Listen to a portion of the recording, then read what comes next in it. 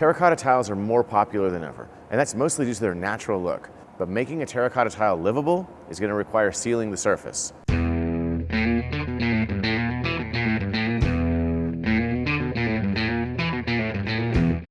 A lot of sealants are either going to darken your terracotta tiles significantly or make the surface really shiny. Ideally, we want a sealant that's going to protect the tile and change the look minimally to none. Brands aside, the two best options that we've been able to find are solvent-based matte finish sealers or silicate-based sealers.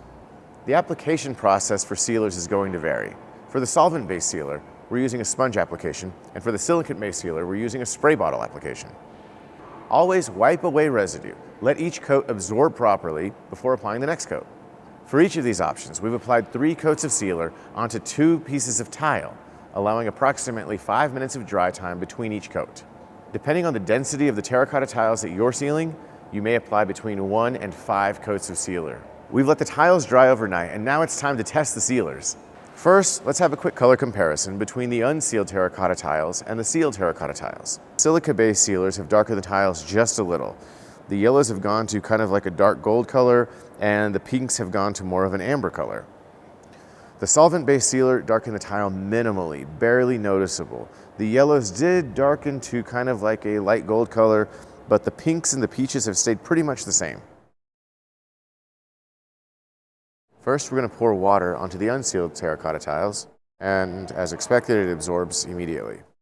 Next, we're going to pour water onto the silica sealed terracotta tile. No absorption, and wipes off pretty clean. Water being poured onto the solvent sealed terracotta tile. I would say little to no absorption. Now we're going to try coffee on the unsealed terracotta tile. It absorbs immediately. Now coffee on the silica sealed terracotta tile. We're going to let that sit for a few minutes. Now coffee being poured onto the solvent-based terracotta tile.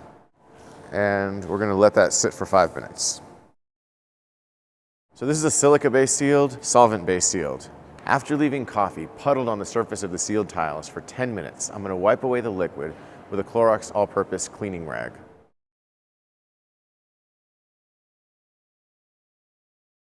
After we clean the tiles, we let them dry for about an hour, and now we're going to do a comparison.